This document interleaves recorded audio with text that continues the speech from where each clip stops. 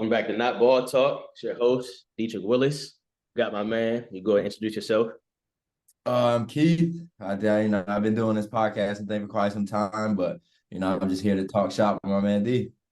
I'll be back at it. So we're gonna start off with, my man's a very, very known diehard Giants fan. I just want to get some more insight on the game and the thoughts and break down to me what's going on.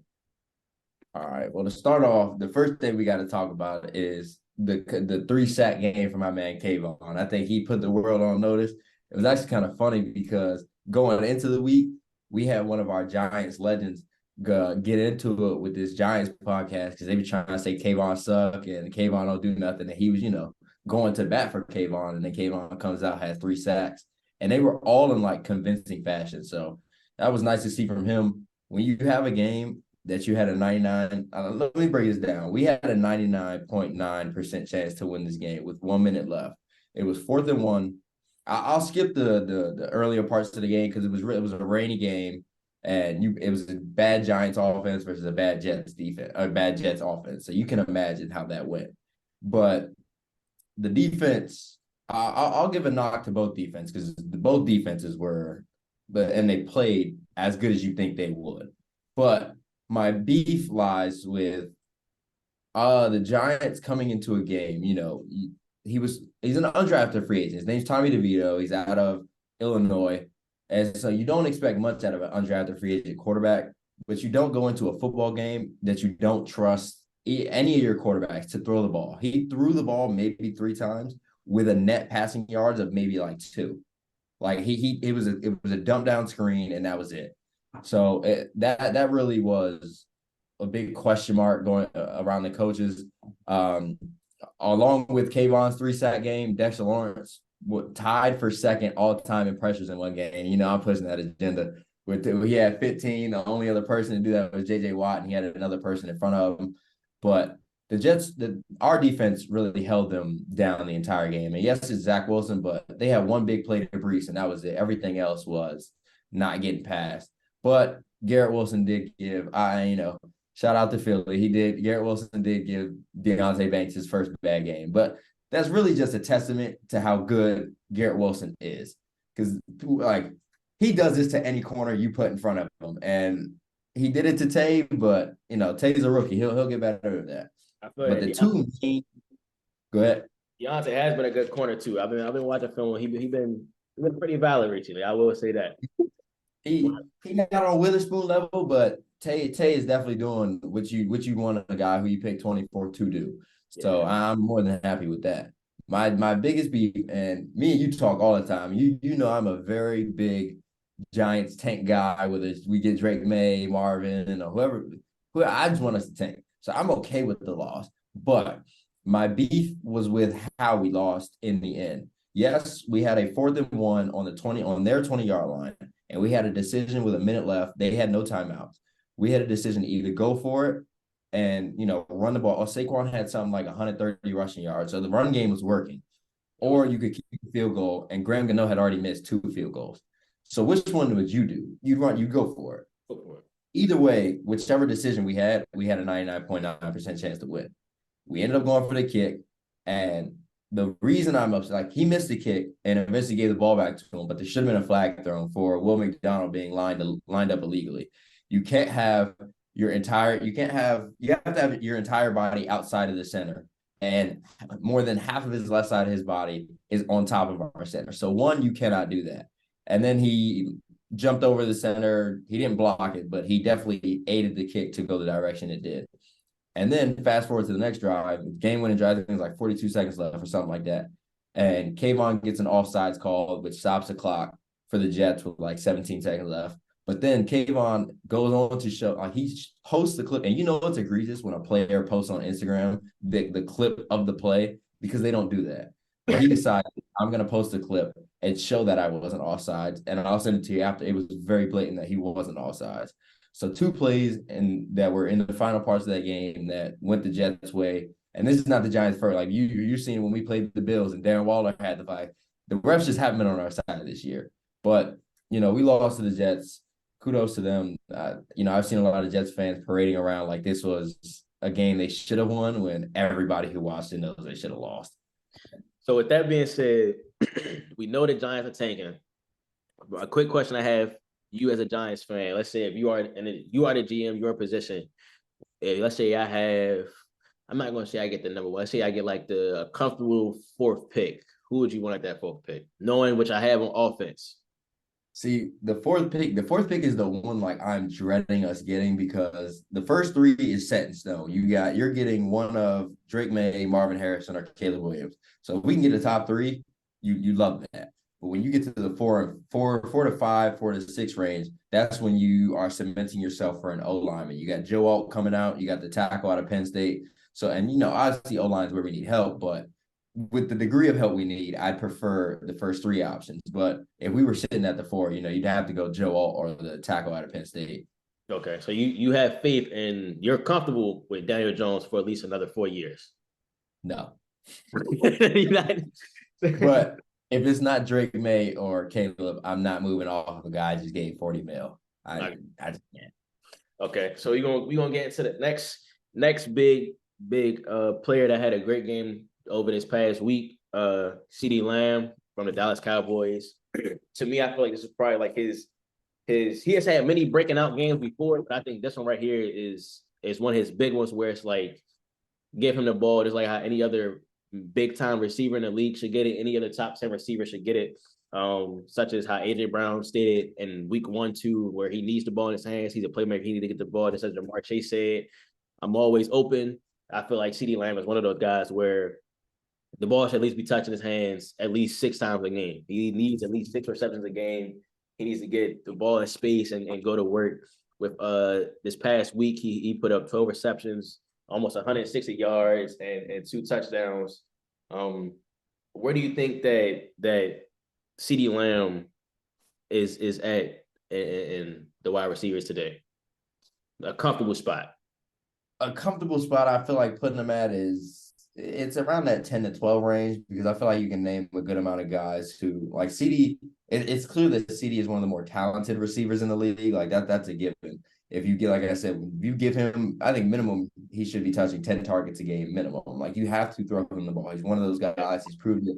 He can catch the ball when it's contested. If he's open, he's taking it to the house. Like CeeDee's done that, but I'd like to see him really form himself into that wide receiver, a true wide receiver one that people really think he can be. Like people are already giving the knock to guys like Garrett Wilson, like the younger guys, because even though Garrett Wilson was being thrown to by Joe Flacco, he still put up 1,000 yards. It was very evident that no matter who you put against Garrett Wilson's winning the matchup.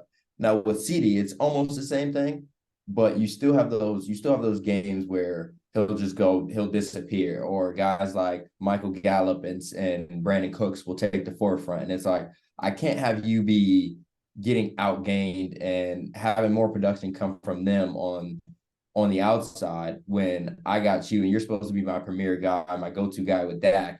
I can't be having you be outperformed some games by those two guys. So if I can see him not put up 158 and 2 touchdowns every week, but if you could give me 80 to 120 on a consistent basis, then I could put you up there. Yeah, I feel like me personally, I feel like he's a comfortable top 10 guy, but I very do feel like Dak Prescott is holding him back a little bit, more so than a little bit. But we going to tap back in the Dak and that team a little bit later. But I like CeeDee Lamb as a strong top 10 wide receiver. It's not many I could put over him. Many people try to have that Terry McLaurin argument. I feel like Terry, he's a great wide receiver, but like you just said, I feel like, in my opinion, I feel like CeeDee Lamb is more talented and in different ways. But I do like Terry just at the catch point, probably. That's about it. And with Terry too, it's like if Dak's holding CeeDee back, Oh yeah, Terry's held back by that QB position is so bad. oh yeah, he But it is. also I can't.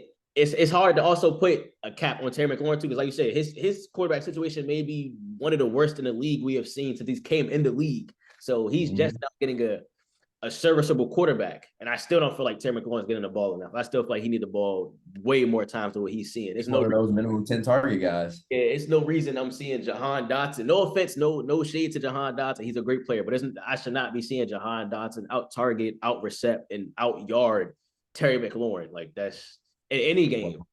in any game. It just should Any, not be. well, we're gonna roll on to the next big performance that we have.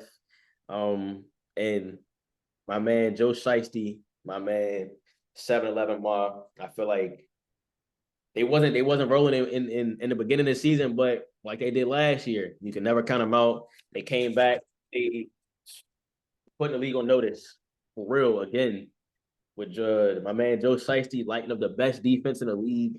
He put up a 28 for 32 yards, almost a 300-yard game, 3 touchdowns, 0 interceptions against the best defense in the league, against one of the most premier defensive lines. Jamar Chase giving Travarius Ward 10 receptions, 100 yards, and a TUD.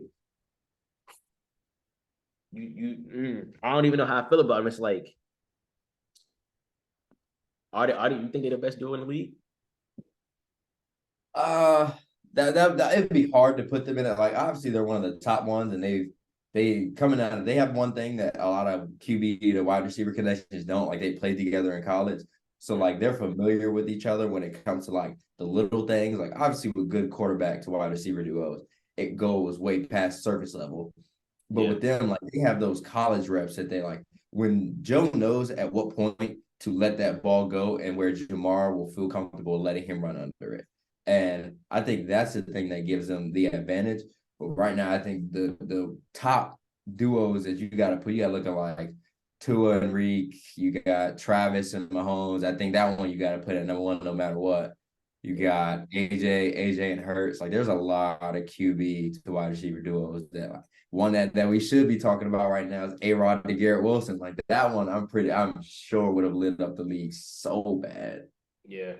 I also feel like another one that's underrated. People don't give him his flowers enough, but I feel like, he this season he was doing his thing, but unfortunately he just failed to injury. I feel like Kirk Cousins and Jettis, we got to get them their flowers a little bit, even though it seems like Jettis may be doing all the work, but don't sleep on Kirk Cousins. He was a great quarterback so far this season, even though they got off to a very, very terrible start. It was on the way back to working it up like they did last year. They was losing the close games early in the season, but they was just starting out piecing together. And as soon as they start piecing together, Kirk Cousins got hurt. Unfortunately, it's sad I wouldn't say it's sad to see him go, but he definitely was on the ups on his contract year, and he was lighting the league up this year. Definitely, I feel like with that performance that the Bengals put up with that O line, I feel like it's real hard to really count them out of the playoffs this year, and to count them out again to say if like and to count them out of that Super Bowl question, because it's like they did it last year starting off bad, they did it again this year starting off bad, and now they're piecing together at the right time. I don't know about their injuries. I don't really be hearing much about their injuries, really. I just know their stars mainly stay healthy. I know T. Higgins had like a little injury earlier this year, but I think he's back now, I believe. Yeah. I think what's really helping them right now is, not on the offensive side, but on the defensive side. Cam Taylor-Britt he's really emerged as one of those better corners for them. And I think, you look at years past, they were going out there with Eli Apple was being one of their premier corners. Yeah. And, he's like a fourth, fifth string now on the Dolphins. They got Uzier over there too. So I think they're really building something. I think the loss of Jesse Bates is not going as bad as they would have originally thought. And they kind of already planned for this, drafting Daxton Hill last year. Yeah. So Bengals defense is really starting to co-align with that offense. And it's really like, that's why when in the beginning of the seasons, when people like, that's really, I'm a sports journalism major. That's one of the main reasons I don't like it is because people will do whatever they can for clicks. And the Bengals are a perfect example for that. They went 1-3, and everybody's saying, "Oh, this team's bad. We got to count this team out. They're not going to do it again." But you look at the year they went to the Super Bowl, they started off bad. Like every year they start off sluggish. That's a fact. Everybody knows that about that team. And then in the middle of the season, like go back to when Joe Burrow got hurt. Jamar says in his interview, he says, as long as you're back, like by week 5 or after week 5, we're chilling. Because they don't care about the earlier parts of the season. Yeah. Once they can connect in the middle parts of the season or late when it's time to get ready for the playoffs, that's all that matters. When you get to the playoffs, it's just about who's hot.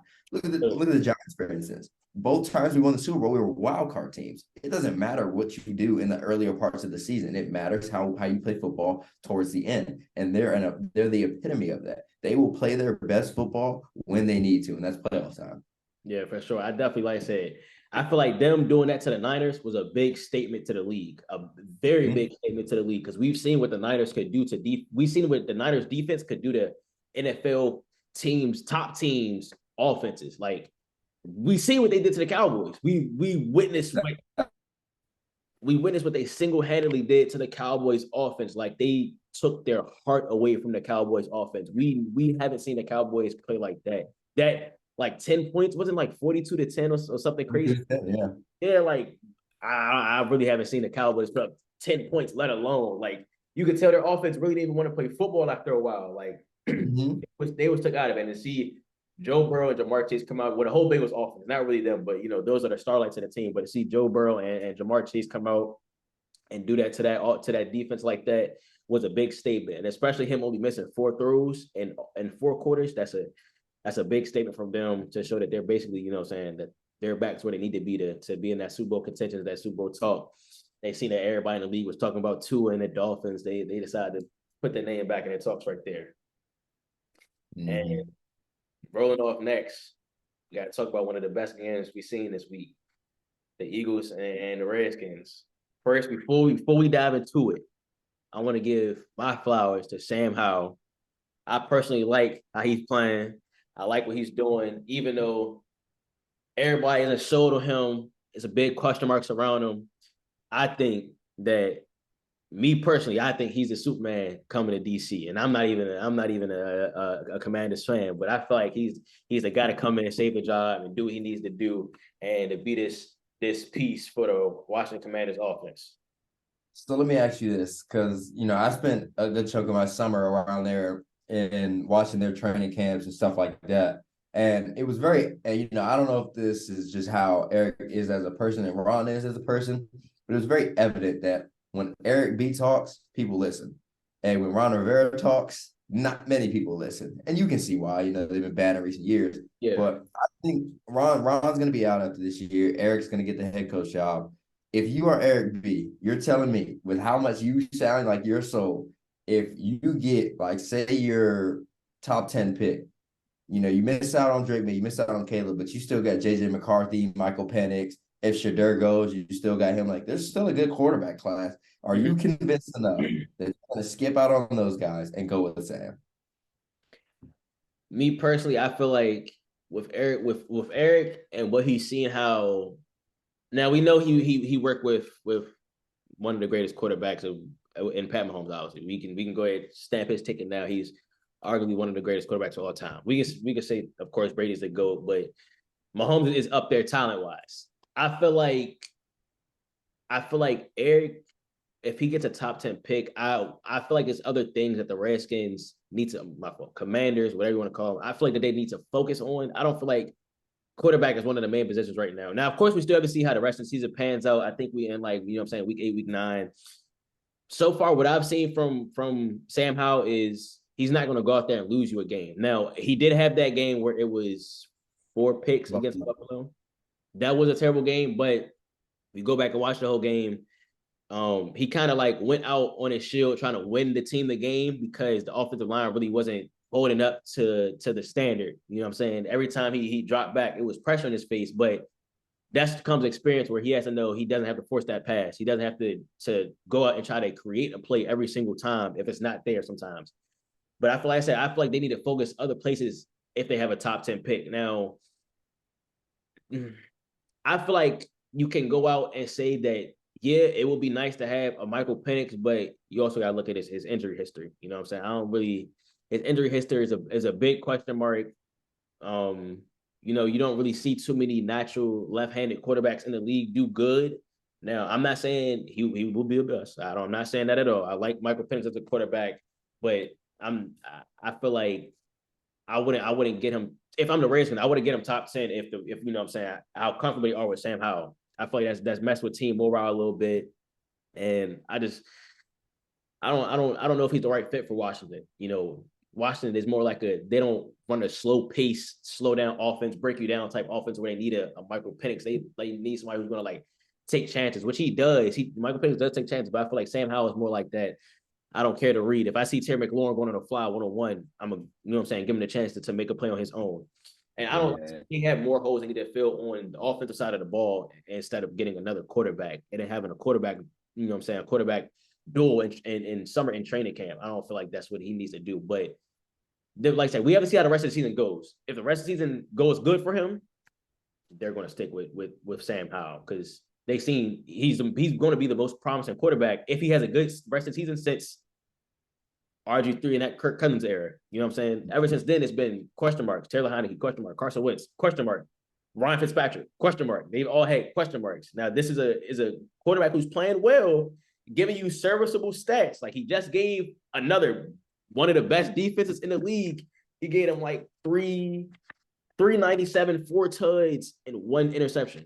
All 52 passes. He threw 52 times in a game against the Eagles. 52 times against the Eagles. One of the best D lines in the game, 52 times.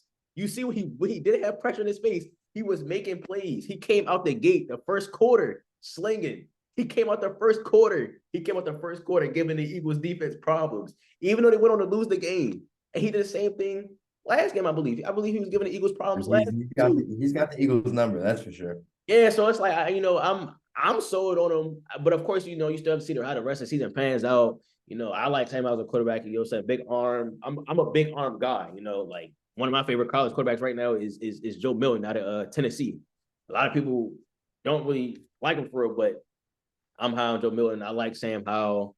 I feel like he can be the guy in Washington, but they have to build around him the right way. Washington has a history of not doing their quarterbacks really any justice, not really helping them for real, and doing the wrong way. But I feel like with Ron hopefully gone after the season, like I hope he's gone. I feel like what I'm saying, it's a new age in DC because I haven't seen their offense really click like this in a minute. And I still don't feel like their offense is clicking to their max potential. Honestly, I feel like they have a great running back, a great wide receiver one in Terry, a great wide receiver two in Jahan Dotson. He's a nice compliment. Their O-line has some question marks for sure. Their defense now has some question marks with Montez and Chase Young being gone. I don't know what they're and that's my point though, is like in the direction they're going, it doesn't look like they believe that they have the answer at quarterback. Because the team that has the thinks they have the answer at quarterback, yeah, I'm still okay with them giving away one of the edge rushers because they were both on expiring contracts. But when you give away both, that just tells the entire world we're starting over. Yeah. And I don't know if, Sam Howell, yes, he's had the 400-yard, 4-touch games against the Eagles, but outside of every game that he's had outside of the Eagles, he hasn't really played well. He's had a bad game against the Giants. He had a bad game against Buffalo. So, I would like to see him be more consistent against teams that isn't Philly, because you look back, even when Sam Howell wasn't here last year, when Philly was 8-0, who was the team to beat him? It was Washington. I have a bunch of Philly fans who they're very open to the fact that Washington, no matter it seems as though they don't care about the 15 other games, but the 2 times they play the Eagles, that's their Super Bowl. They're going to give it their all each week. So I just want to see him be more consistent to, facing other. It was my same thing with my beef with Daniel Jones. It was when we played Washington, he was giving you the business. We're winning that game. When we play somebody else, oh God, I have to sign up for this and watch this. It's 2 different feelings. That's the kind of vibe I get with Sam, is just when he plays the Eagles, he turns into a different human. I just would like to see that Eagles Howell all the time. Yeah, when he plays the Eagles, he turned into Sammy Sosa. But when he playing everybody else, you get regular Sam Howell. But it's I feel like consistency is one of the biggest question marks with a lot of quarterbacks in the league, though. I can't always say that. If you're the most consistent, then you're going to be a great quarterback across the board. But that's what every quarterback, though. Kirk Cousins prime time. You have even my quarterback, Justin Herbert, a couple games. He may be underwhelming, missing a couple of throws, but it's all to which standard you hold him to. Even Jalen Hurts, Jalen Hurts may have a questionable game where it's he wasn't playing to where he needs to be this game, but they still end up winning the game. Joe Burrow, he started off the season very terrible. He came out week 1 and 2. People was questioning, what is Joe Burrow doing? Is he still the guy? Blah, blah. We didn't know what it all was going to happen. So I feel like consistency is definitely a question mark between all quarterbacks. That's why even Pat Mahomes just had a bad game, even though you try to say he had the flu, illness, blah, blah, but he went out there and played. So even he had a bad game. I feel like, Sam Howell, he just has to find himself first, find himself and what he's comfortable in doing, and what to do at the right time and what not to do. I feel like when a quarterback learn that quicker, they'll be like in the best position to win games in the league. I feel like the faster, especially a rookie quarterback, even though he's not technically not a rookie, but a young learning quarterback learn that, that's when they'll develop into the best version of them. And like everybody who's learned that quick has become able to be great products, like a C.J. Stroud, a Justin Herbert. I can't really think of other young, fresh out the gate quarterbacks who have learned that within the first season. You know, I can't really say Bryce Young has learned that because of the team that he's around. So I can't put that title on him just yet. But some quarterbacks who have learned what to do and what not to do at the right time, their decision making has really shot them up in the charts at a young age. I'm not. You can't really say. I mean, you can say Trevor Lawrence, but you can't really say him at the same time because I think with T Law, it's more on film. Like the people that watch film see time and time again that T Law he's going out there and he's looking like he did at Clemson. Like he's making throws where it's like, all right, you're rolling left and you're throwing to the left pylon, but your whole body is facing this way. You somehow contort your arm to make the ball land in a spot no one expected it to. Yeah. So it's like, but his stats might not, he might not be putting up 300, 350 with 3-4 tuds. But when you watch it, it convinces everybody that watches it, this guy is legit. We don't even have to question him. Like people already got him, top 10, top 5 QBs because of what he puts on film. Yeah, just talent wise. But I feel like I said, I feel like his decision making it's good and bad. It's all what you make of it, honestly. But I feel like he has a great team surrounding him. I feel like he has a great coaching staff around him with Doug P. And they just got to piece it together. And they definitely have a quarterback to do it. But on to the other players in that game. Jalen Hurts and AJ Brown. I don't even. I'm lost for words, honestly, on how the Reds. Before we dig into this, I brought it up to you earlier, and I want to bring it up since we talking about the other players. Now, we'll talk about our rankings a little bit later, and I'll spoil mine. I have AJ Brown at 2, but I do just want to raise the question: is his Linsanity run a bit fraudulent? And hear me out. Week 1, he had New England. And you might say they've got a good second. I think Kyle Duggar and Jabril Peppers are playing really fantastic ball, but they're not lined up on him very much. You had that game majority Christian Gonzalez, and that's week 1. You're giving me, I don't care what rookie you're putting out there week 1. I don't know if I can count. If I have you at number 2, you cooking a rookie corner in his first game doesn't really move me. You got Minnesota. They added Byron Murphy, but that was about it in that secondary. That secondary is cooked. Tampa Bay, you have an old Carlton Davis and Jamel Dean. We've been saying them names for quite some time, and if you're cooking them, doesn't convince me. Then you had Emmanuel Forbes. We all saw what he did to Emmanuel Forbes. He almost put that boy in timeout. It was bad. Both games. Both times. And then you had the Rams game. To interrupt. Is Emmanuel Forbes on bust alert? But not yet. Nah, you can't. Not yet, because corners are a hard position to learn. And with him, it was highly understood that you're getting a guy who's extremely skinny, so tackling is always going to be an issue. But he's a ball hawk, so he's going to, at the catch point, he's going to be physical, and he's going to get you some turnovers.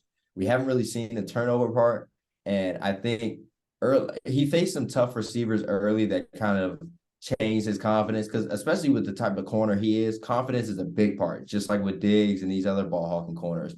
Like with what's his name? Travis Hunter. Like confidence plays a big part into how they are. It's why I love Deontay Banks so much, is because he don't care what you say to him, how you play him. He always gonna get in your grill all the time. So I like corners that are gonna be confident. And I think that AJ Brown game really did it to him and really made him lose his confidence. And he's on the way. He got benched after that one. So like that shows what that does to him. So I can't put him on bust alert yet. Okay. But okay, that's fair. He also played the Rams, and Ahkello Witherspoon has been playing great ball, but I don't know if Ahkello Witherspoon is the one that's moving me to say, oh, yeah, you win it against a tough corner. Then you have the Jets, who were without DJ Reed and Saw, so they were down the corner 3 and corner 4. Can't really count that. Then you have Miami without Ramsey and X Howard. So, and then you have Washington again. So where in the schedule have you faced a true corner 1 where you show me Oh yeah, I really believe your dominance is what is being made. Now it looks dominant, but it looks dominant because he's going. It's like if you grab a wide receiver from Bama and you put him against straight FBS schools for 12 weeks straight, you can go crazy. I need to see AJ go against an elite corner and give him hell before I can really say AJ is one of them ones. Like Julio, and that's who he's being compared to. Julio did it to whoever lined up in front of him. He But did. if I can go down your entire schedule and give a question mark to each of those games, I don't know if I like. And I told you I have him at 2, but I don't know how convinced I am at 2. Okay. I feel like he could get it done. So, but we're not going to be able to see that until week when they play the Seahawks. Yeah, I'm not, really. I mean, not and counting the it's no. I'm not counting Deron Bland as a. I mean, Deron Bland is playing good football right now. He's playing great football, actually. I'm not counting him as a premier cornerback. The Chiefs don't really have no premier cornerback. The Bills don't have Tre'Davious White anymore. The Niners, Travarius Ward, I'm sold on man-to-man wise. I like him as a corner, but I don't feel like he's. I still feel like AJ Brown will give him the business. You know what I'm AJ saying? Brown's gonna win that matchup. That's a given. And then they got the Cowboys followed up again. We really don't really see nobody until the Eagles week, and I feel like the Eagles week is probably the only two people that I feel like that we might see actual bump against, and Spoon and Willen. Other than that, I ain't really play nobody. Well, no corners as far, you know what I'm saying. I know he's been seeing double teams, of course. He's been seeing shades over the top. So I'm still giving him that benefit of the doubt. I'm sold on him. I like Oh, AJ he's Brown. like 2. So I'm sold too. It's just I'm giving question marks until Yeah. I can see him dominate a good cornerback one. But that's also tough around the league because most wide receivers not really going to see like that dominant quarterback or that other alpha cornerback until like a PS2 coming along, a Jalen Ramsey, a Sauce Gardner, a Just Marshawn. wait till week 15 though, till he faced Tay Banks. Yeah, he's going to get his 125 again. Actually, he might actually have him get 150 easily. No disrespect. It's no disrespect, but it's like I'm actually sold on Tay Banks too. I love Tay Banks' game. It's just I just think AJ Brown is too much as a wide receiver for a lot of cornerbacks in the league. So physical. He's so physical. It's You ridiculous. can't match his physicality, then how quick he is, and then he's strong too. Like you can't really. It's hard to match up with that for any cornerback in the league. It's borderline impossible. Like it's either that or you got to deal with a great route runner on the other side of the ball in Devontae Smith. So it's like you It's, can't. That Eagles team is just it's just way too dominant. But we definitely got to get to my man Jalen Hurts. I like how he's been playing ball, but at the same time, I don't. I'm kind of the turnovers don't move me as much because they're not losing the game, but it still concerns me because you have to be a little more careful with the football. But then mm-hmm. again, he's going out there and finishing the games off and winning the games when it's needed. So you can't really put him at fault for too many of the turnovers if he's getting it done when the time is needed.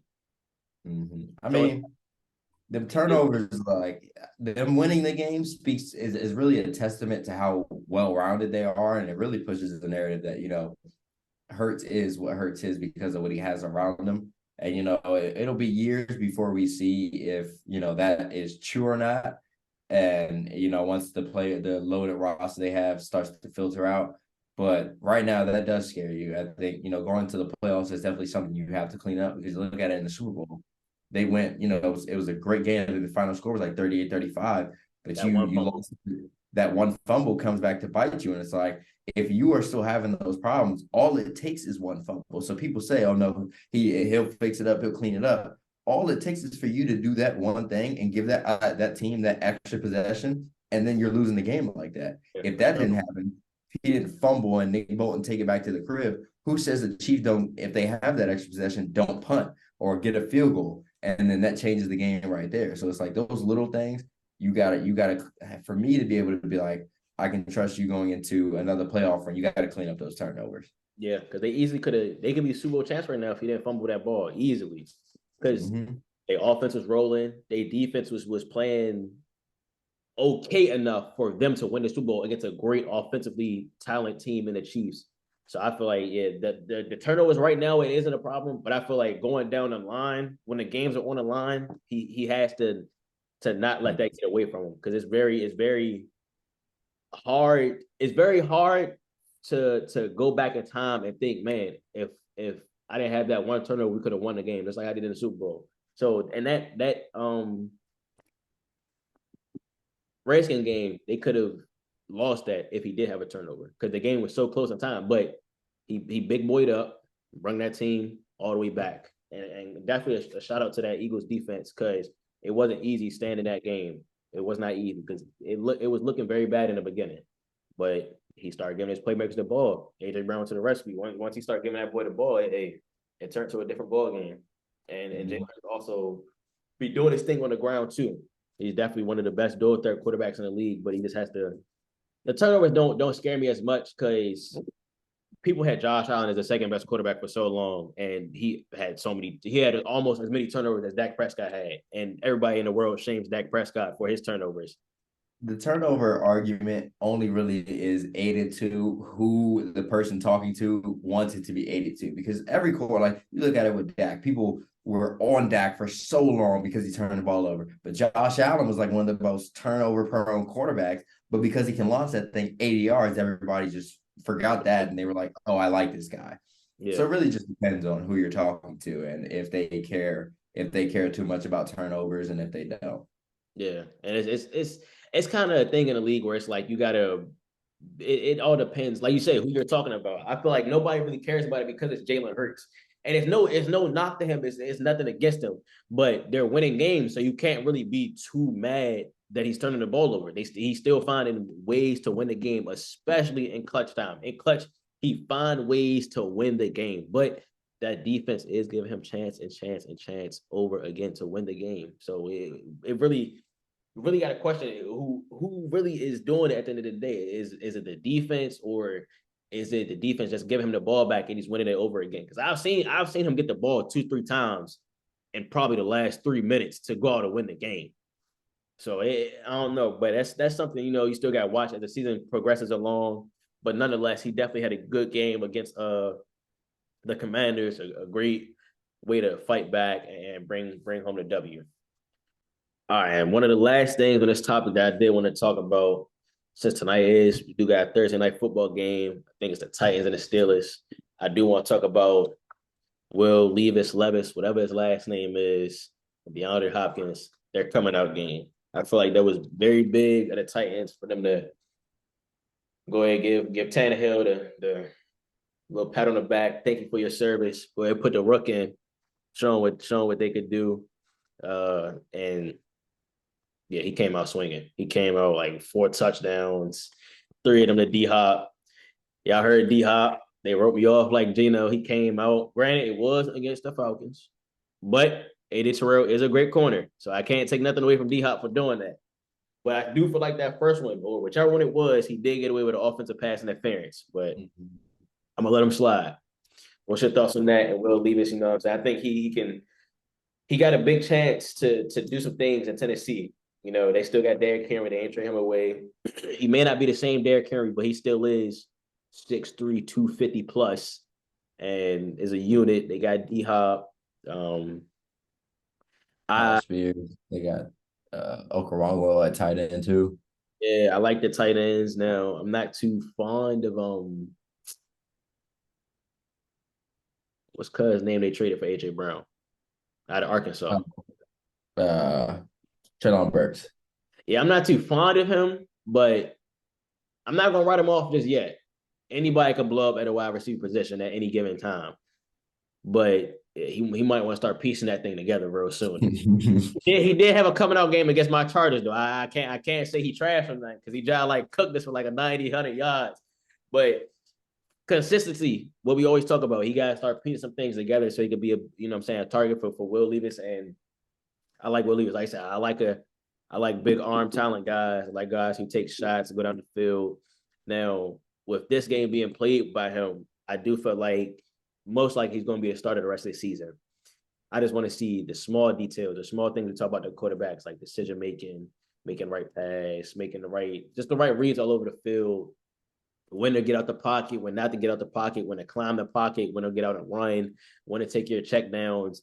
I just want to know if he can do that game in and game out. And I'm not putting no pressure on him. It was his first game, you know what I'm saying? He may not get it this season, he may get it next season, but as long I want to see flashes by him this season at least. Even if he doesn't have great games, it's a Titans organization. Like, no offense to the Titans organization, we're not expecting you to go out there and have a playoff run or to go out there and really do anything crazy, As long as I feel like the Titans is one of those positions is in one of those positions where it's like, as long as you see promise and flashes from your quarterback, you're content with that. You know what I'm saying? They know that they're not winning the Super Bowl. They know they're not in those Super Bowl contentions. As long as they just see like flashes of like, oh, we can win this game, or we have a future quarterback, like the Texans.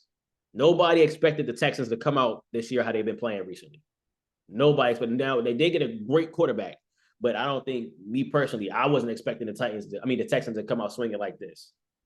So they're one of I those think teams where it's like they're not winning a Super Bowl, but their quarterback is showing them flashes. To where it's showing them the promised land, it's showing them the bright white light at the end of the road. You know what I'm saying? They're getting closer and closer to the promised land. So what's your thoughts on Will Levis and his previous game and him going in to face a tough Steelers defense? I kind of want to see this game. This is going to be a tested game for him against a great defense. I think, and he phenomenal game that he played last week. He went out there 238, 19 for 29. So there's your efficiency. And then you got 4 tuds with 0 interception. There goes your decision making. And it's like, on the stat sheet, it looks like he played a flawless game, 100%. But when I do scout players, I like, my favorite position is to do the quarterbacks, because their stats arguably are like sometimes one of the most useless, because they're really the ones you need film on. Because I think with his deep balls, they got there and he benefited from what I stand on. Like, when you get a young quarterback, no matter what, you need to have a bona fide wide receiver one if you want him to work out. That not if you want him to work out, but if you want the best chances to, you need a wide receiver one. And you saw that with D-Hop. And I think a lot of his balls had way too much air on them. Like, it was multiple times where he'd throw it. Granted, he was throwing it 60, 70 yards, but that thing, I think, he could throw it out of the stadium. And, that's a testament to his arm power. But I'd like to see him put a little bit more line and zip and velocity on those throws, because if you play, I think also they benefited a lot from Tennessee not having any film on this. So they didn't know, or not Tennessee, Atlanta not having any film on this. So they didn't know. Normally when you come out with a rookie quarterback, your mindset is, okay, let's ease him into this. Let's, short, quick throws, let the game really flow and come through him. Now, Tennessee said, fuck all that. They said, we're going deep. We're going deep every time, and we're just going to air this thing out. And I think Atlanta wasn't prepared for that. But I think a team that has more time to come in and really understand, they might throw the deep ball, so we got to play it differently.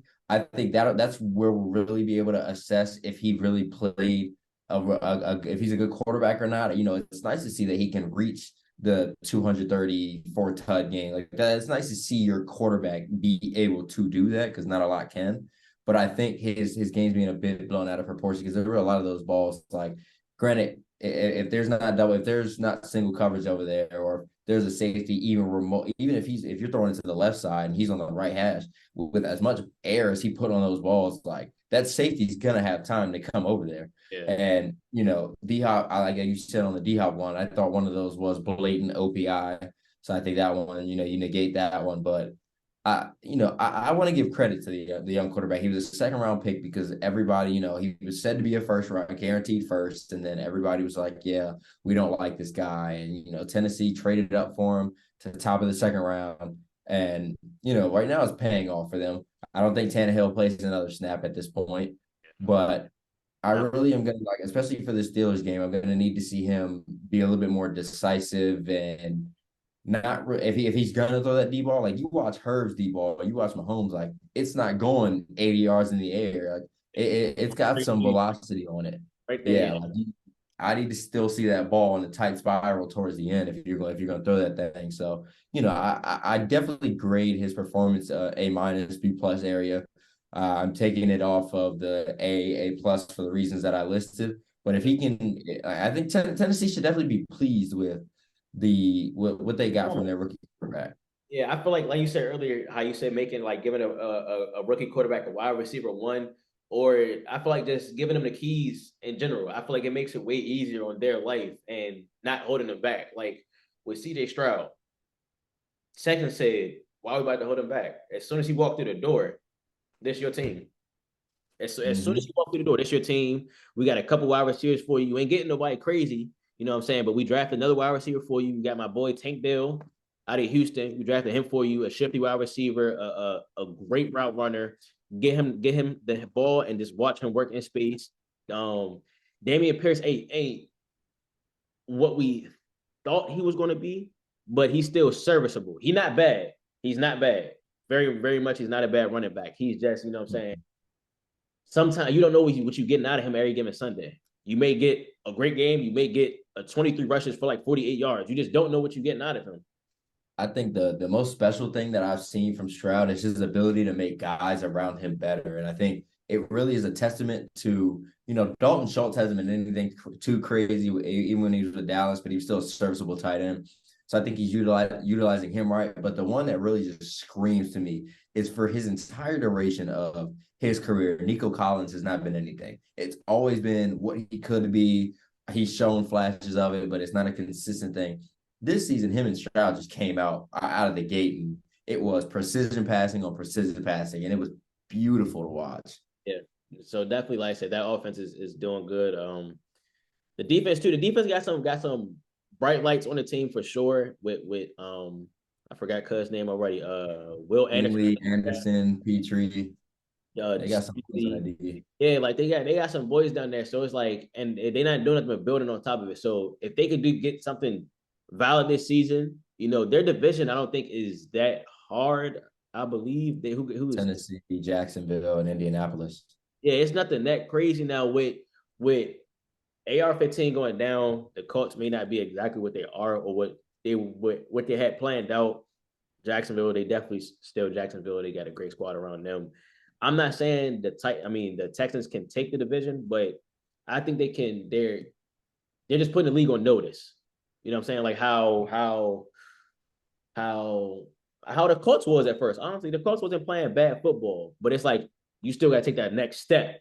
You know what I'm saying? I feel like they probably just have to take another step for them to really be like, all right, the Texans may be something serious because they got a great quarterback. And in this league, if you got a great quarterback, your playoff contention is real high, definitely real high. But I feel like they got something going on there, and I'm excited to definitely see Will Levis tonight and see what he's going to do against that Steelers defense. Just really his first test to really see if he's what the Titans expect him to be and how much he has to work on. Learn a lot. Yeah, because if he comes out there and light them up, we're gonna have some nasty conversations about Will Levis. Yeah, then you got to start some conversations. Yeah, because like a Steelers defense, if he does great against them, if he don't win the game and he still plays great, all right, you know what I'm saying? We start heading out a little bit. If he beats them and plays great, it might. Yeah, I mean, and the Steelers defense this year has, and for me, this is how it is for me at least. Their defense has given up a good, especially the wide receiver ones, they've given up a good chunk of yards. So they've struggled in that area. But really, if he can go out there on a short week against Mike Tomlin and give him the business on like defense, because that's Mike Tomlin's defense no matter what. If you can go out there and give Mike Tomlin's defense the work, I'm sold on you because Mike Tomlin's one of the greatest defensive minds out there. And if you can just come in and do what you need to, and he has a week of film on you now, like he has what he needs to see. And if he can't stop you at that point, then we need to start some conversations. That's going to be a great game on Amazon Prime tonight at 8:00. Now it's time to get more to the more serious, deep down, uncomfortable conversations that some people don't like having around the league. We're going to go down our we're going to say around our comfortable top five positions on the offense side of the ball. We're going to go down quarterback, running back, and a wide receiver. I'm going to start mine off at, quarterback. Running back is a little not too much exciting this year because it's more of a passing league now, but we're going to go straight into actually, we're going to start off with running back first because running back, that should really be not too much to worry about. At one, I got Christian McCaffrey. Undoubtedly, is too easy. You know what I'm saying? He does his job and some game in, game out. He is the Niners offense. Literally, he is the Niners offense. At 2, some people may not like it, but I like how my man has been playing football. I love how Travis Etienne has been playing football. That's what I got as my second running back so far this season, as we're in like week 8, week 9, in between there right now. I feel like what he's doing, catching the ball, running the ball, he's been a big part of that Jaguars offense, especially a big part of Trevor Lawrence's success. That offense has been rolling, you know, so they got great wide receivers around him, and the running game just makes it easier for that passing game to click. At 3, even though he's been hurt the last 2 games, you know, his job might get taken real soon. But so far, he's part of that Dolphins offense. Raheem Mostert has been going crazy. He's been putting up the stats. He's been showing people he's been doing his thing. He just been going crazy, yards, touchdowns. That whole Dolphins offense has just been going crazy in total. He's been doing his thing. And the only reason he's not 2 is because the injuries is always a question mark, and I don't think he's as big as a threat in the passing game as Travis Etienne is. And like I said, that offense has just been rolling, so it's not solely on him. Travis Etienne is one of the souls of that running back room. At 4, I got Kenneth Walker, my man K9 out of Seattle. He may not be as bright as everybody else in that top 3, but he's definitely holding that running back room down. He has a little bit of competition with Zach out of UCLA. That offense hasn't always been a great in passing. You know, they have a little question marks with Geno Smith, but whenever they hand that rock off, you know it's going to be a good day with K9 in the back. And at 5, I got Saquon Barkley. He literally is the only thing out of that Giants offense that may have been promising, aside from Darren Waller when he wants to play football, but you can always depend on Saquon Barkley. Right now, his stats may look a little underwhelming, but when he gets the ball, and he's coming off an injury too, but we've seen when he has the ball in his hands, he does immaculate things. That's my 5.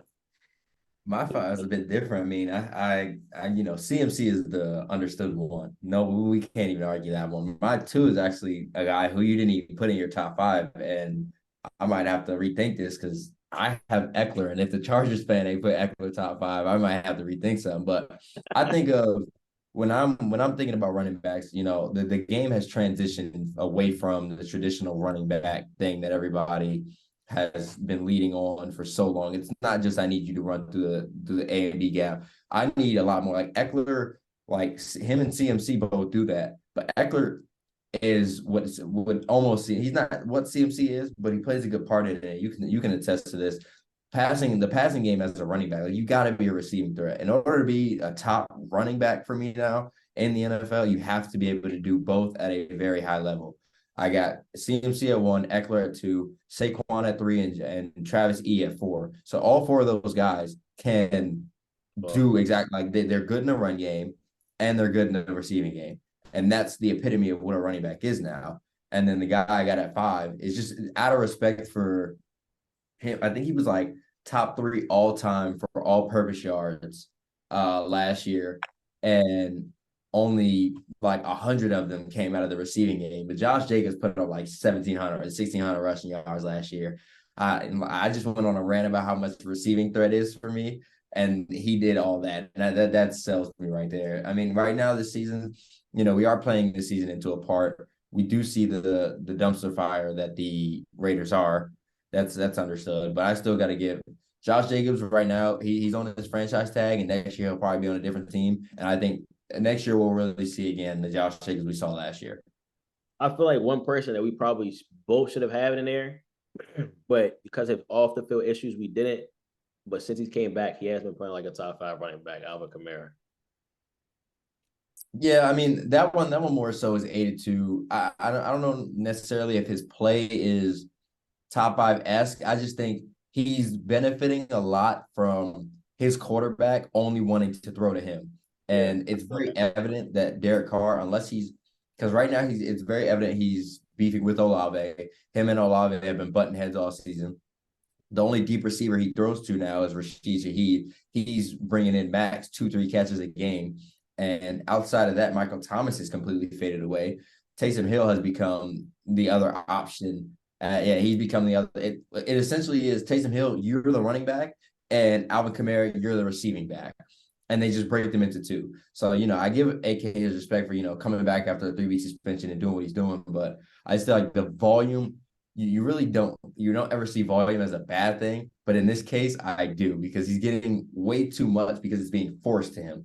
And it's Okay. just not something that I see as more of a skill thing, but more of Derek Carr just wanting to get the ball to him every play because he knows if I give it to AK, he may be able to create something 2-3 more yards. I feel you. I feel you. And the only reason I didn't have Eckler in mind is because he had that high ankle sprain and he missed those 4 or 5 games. And people would have been like, "Oh, that's biased. He ain't played since week 1. He came back to I game know. that." But we just seen, what I'm saying, what he can do. He just put up 100 yards, watch touchdowns. But they're gonna say it was against the Bears. But the only thing that I don't like, sometimes with Eckler is just sometimes he doesn't. We don't let him, get going in the running game. They don't like him as the traditional running back, run through the gap unless it's like third and short, which I have no problem with. We have Joshua Kelly, but I feel like I would like to see him do that more. But excuse me, I'm not against it because I like him better in the passing game. I want my quarterback to go out there. I like playing through Herbert more than giving Austin Eckler, who's like 5'8", 5'9", 5'10", low 200 pounds. Even though he's strong, I don't want to give him the ball 25 times a game. There's no point in that if I have one of the best talents at quarterback in the league. You know what I'm saying? I'd rather keep the ball in his hands more, let him make the decisions, and depend on our running back who likes catching the ball more anyway when we need to. But I like him as a top 5 running back so far too. But I just feel like he has the stats to go against Austin Eckler. And K9, he can do what Austin Eckler does also, and also maybe you could say he's a stronger running back too, and his offense probably depends on him more. And with Saquon, his offense depends on him more. Our offense does depend on Austin Eckler, but with the high ankle sprain, it kind of put him out of top 5 contenders for me, only because of he doesn't have quite the stats as those running backs right there have. But he definitely he's always in my 5 though. That's not he's always. I feel like we should say wide receivers for last because that's probably going to be the most. That's not going to be controversial, but it's going to be one of the most talked topics about. So we're going to go ahead over into quarterbacks. Now with quarterbacks, I'm not a big win as a quarterback stat, but I feel like you do have to add some context to it. So at 1, I feel like this is no question. I have Patrick Mahomes. I don't care if he had a bad game against Denver. It's Patrick Mahomes. It's like LeBron James. I don't care who he is. He's the best. Yeah. Number 2, I feel like my quarterbacks at 2 and 3, they're great quarterbacks, but a piece of me, like this piece of me, does feel like they're a product of their team, but this piece of me does feel like they're just a great quarterback. I have yet to see them really without talent around them since college. At 2, I have Tua only through our first 9 weeks. Now, Tua is a great quarterback, but he does also have the best wide receiver in the league right now on his team, and he also does have another speedster on his team, almost a speed all around him, and a great coach. He's in a great situation, which I cannot fault him for. You always want a quarterback in a great situation to do great things, and that's what Tua is doing right now. So I can't be mad at Tua for doing his job. He's doing his job literally. So and therefore, I have met Tua. He's getting the job done. He's close to getting like 20 touchdowns. I think he's top 3 in passing yards, I believe, somewhere up there. I think he's leading the league. Yeah, I think he's leading the league actually. Yeah, he's leading the league in passing yards. I think in touchdowns too. Also, if not 1 or 2, he's up there. He's up there in almost everything. And of course, he's getting his playmakers the ball. We can't be mad at getting a quarterback. We can't get mad at a quarterback for giving his playmakers the ball. That's their job at the end of the day. So I have Tua at 2. I could put Tua at 3 and put my number 3 at 2. At number 3, I have Jalen Hurts. The best record in the league. You can say he also has the best wide receiver in the league, depending who you ask.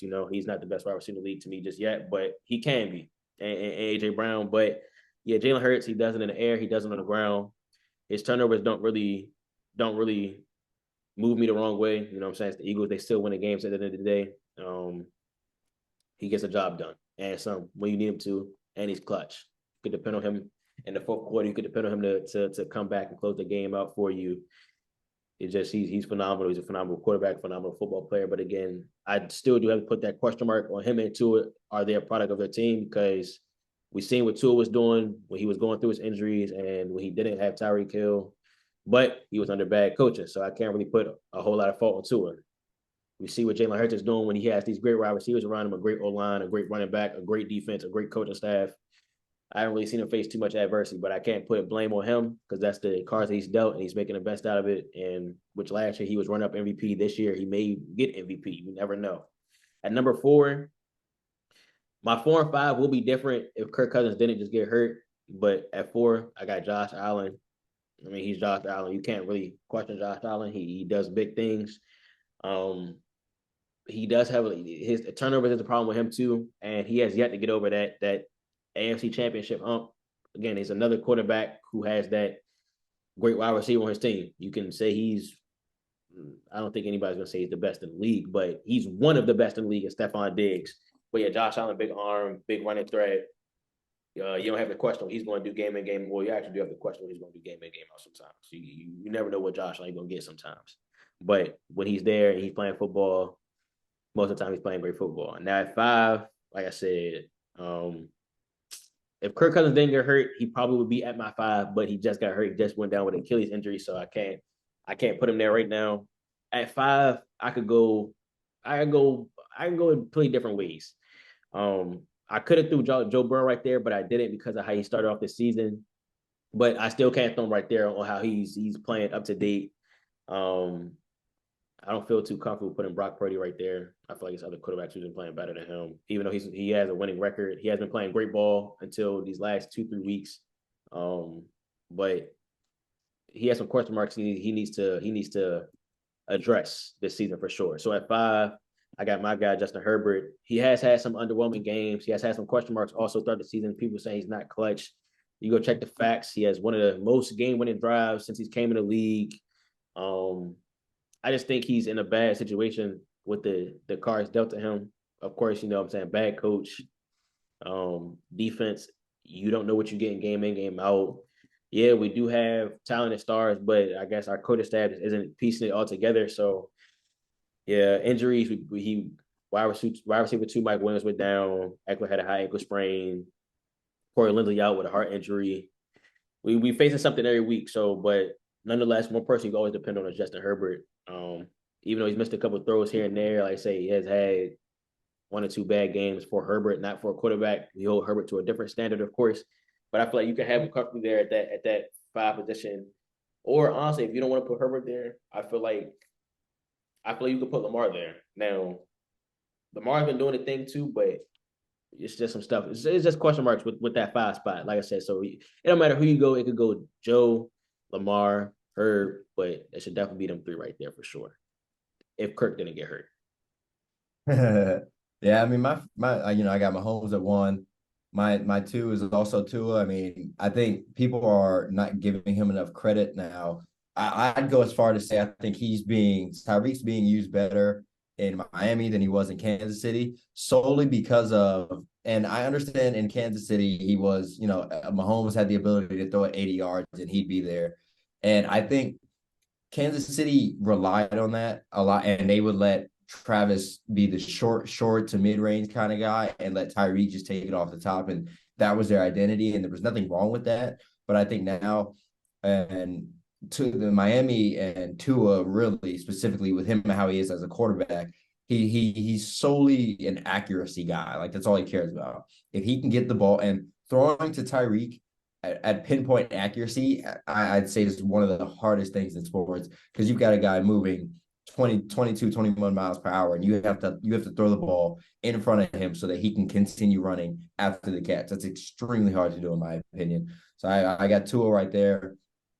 At 3, it's wherever you can go. I mean, you really kind of have to go Hurts just because of, what he does with AJ Brown being to a Super Bowl. Like, you kind of have to have him in your top 3. Now, I'd understand if people put him above Tua.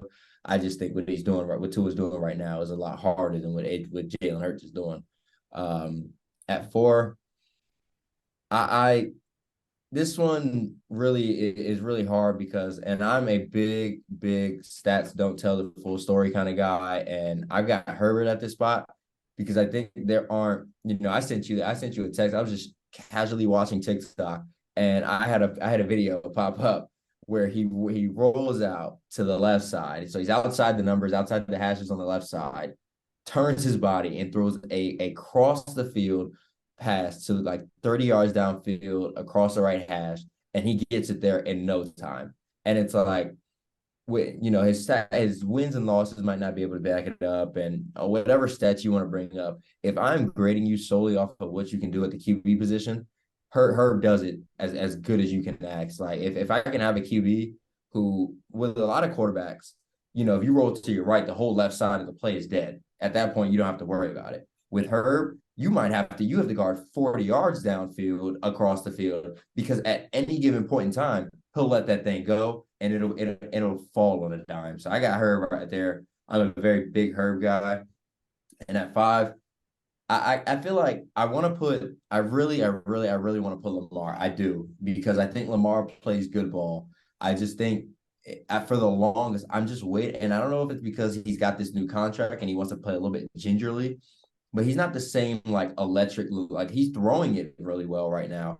But I love Lamar for what you can do running the football. And a lot of people try to use that as a con, but that's a pro. Like if I have another running back he's not a running back, but if I have a guy who can run the ball just as well as my running backs and have the ability to take it to the house, like Saquon doesn't even have the ability to take it 80 yards to the house anymore, but Lamar does.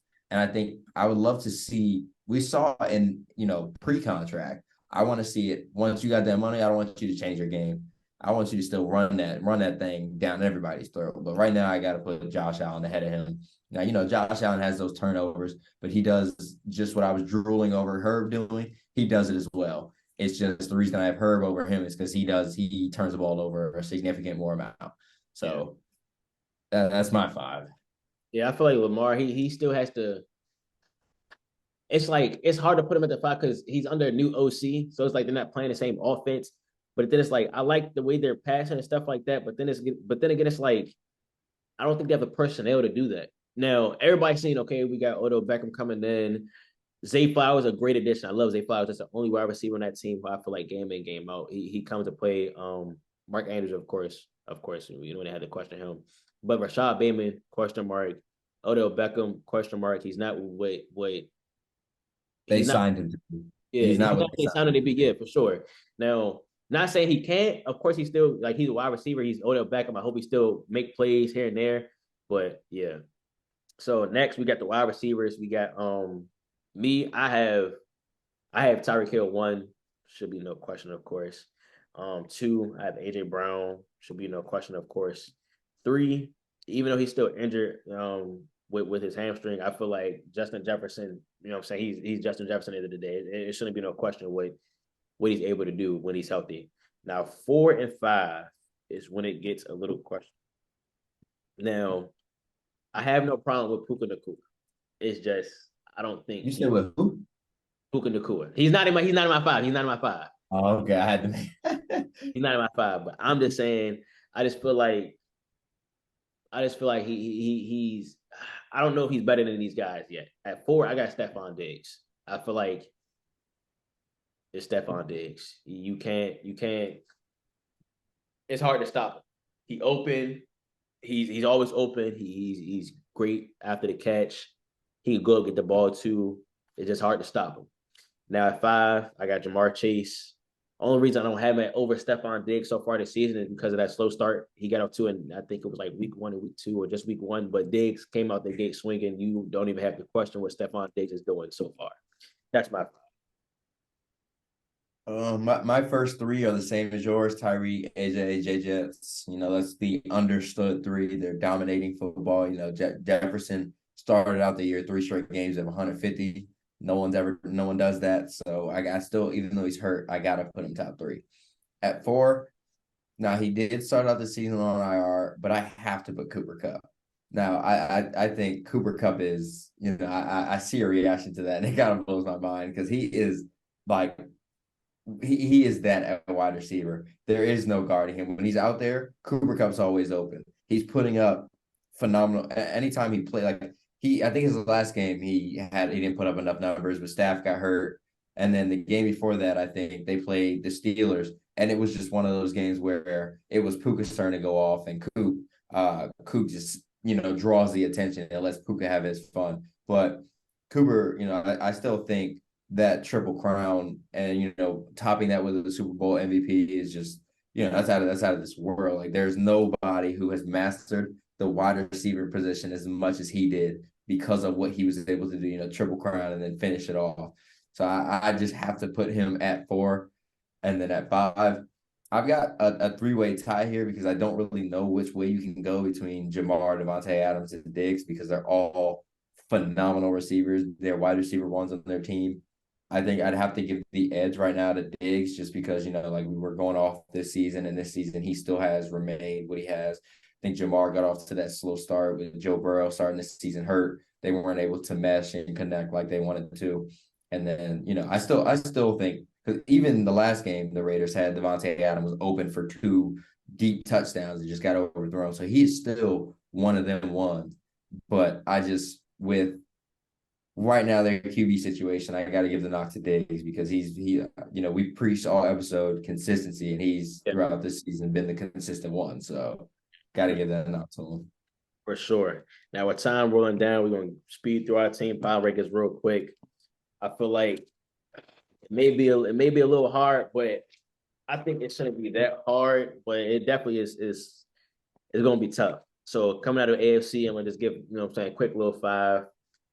At number 1, the AFC is going to be the toughest, so it's for sure going to be a little conversation. But at number 1, I could go 2 different ways, but with my gut and how their defense is playing and how comfortable that team is playing right now, I got Baltimore at 1.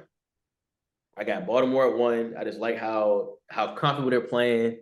I just like how comfortable they're playing. Their defense is rolling, and they're just comfortable. Number 2, I got Kansas City. I can never be Kansas City, They just get the job done. No matter what, they just get the job done. At 3, I got Cincinnati. They're back. I'm sold on them. I've seen them do it before, and they've proven they're a top team in the league. You got the defense rolling, they clicking. Offense rolling, they clicking. There's no reason Cincinnati shouldn't be a top 3 team right now. At 4, I got Miami. I'm sold, but I'm not sold. Maybe I'm wrong. I very well could be wrong with Miami. I'm sold on them making the playoffs for sure, but I gotta see them face adversity.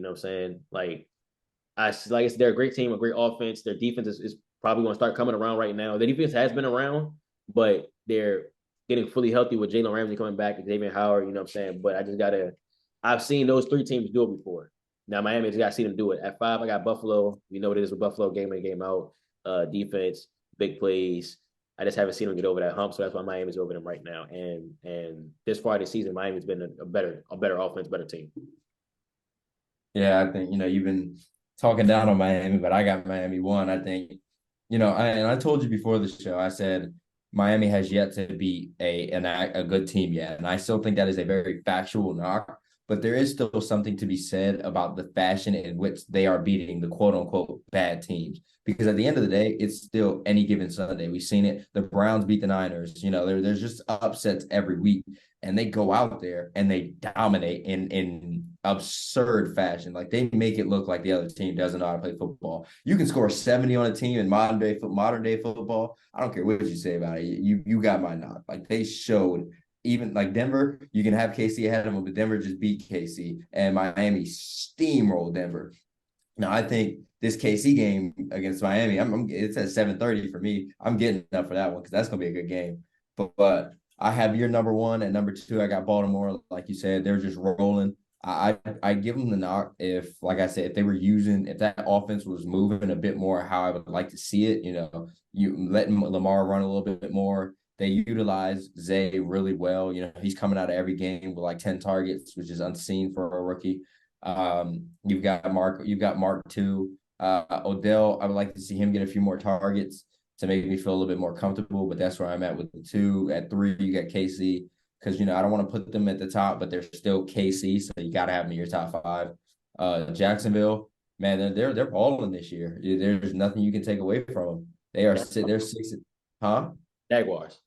Yeah, they're 6-2, and they're playing good football on offense. Good football, defense, good football. I think the Jags. A lot of people are holding on to that Jags name from years past, but this Jags team is good, man. They got what they need to. Doug P. second year, like they're showing teams why they are what they are. And then I got the same 5 as you as Buffalo. Then I'll start NFC. I got the Eagles at 1. Feel like you can't put anybody else. I got Detroit at 2, man. Like you said, I know they just got steamrolled by Baltimore, but still offensively, those boys are balling. The Niners, they've lost a few. They've lost a few games down the stretch, but adding Chase Young in that front, I think is really going to come to show toward the late part of the season. Seattle adding Leonard Williams, I think is huge for that defense. They're looking good. They just lost at Wosu, so I think that's a big addition. And then at my last one, I got Dallas. Being a Giants fan, it sucks to put them top 5, but out of respect, they've showed the highs and they've showed the lows. So I know what I'm getting with Dallas. Yeah. I basically got the same 5 too. We got probably 60 seconds left here. So I'm gonna save the whole power ranking probably for next episode. But I got Philly number 1, of course. I actually have the Niners too. Only like you say with them adding on Chase Young, the offense has been a little underwhelming so far. Well, not so far, but underwhelming the past couple of games, only because of Deebo Samuel's in there to take a little bit of attention off the team, but Chris McCaffrey's still doing his thing.